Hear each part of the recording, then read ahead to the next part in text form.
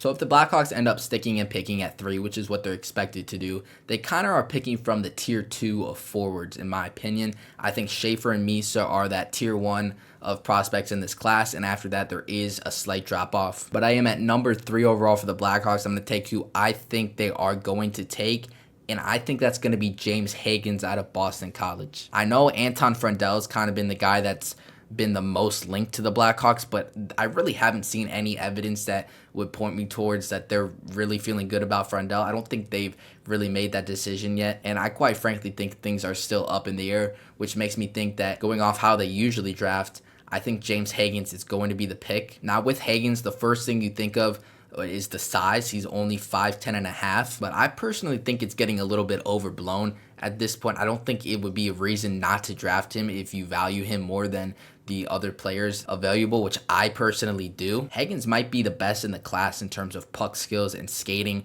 and just that offensive zone game. I'd even argue his skating with the puck is better than Michael Misa. And I think if you kick him out to wing next to Connor Bedard, he's the only guy in this class outside of Misa who's already off the board that could legitimately be a winger for Connor Bedard. So for those who want this draft to be someone that's going to play next to Bedard, I think Hagens is the only guy remaining on the board that can actually do that. And I think the Blackhawks, who have never been afraid to draft size or smaller players, and always love to draft good skating, good skills players, I don't see why they would change that, picking at number 3 in the draft, when Hagens, to me, is the best player available at this point. A little more on Hagens. I think the two-way game is something that definitely will need to be improved for Hagens if he wants to play, especially on a first line or even in a top 6 role in the NHL. But I think with Jeff Blashill coming on as head coach, if you watch any of Jeff Blashill's interviews throughout after he was hired by the Blackhawks, everything he talked about was just implementing two-way game in all the players.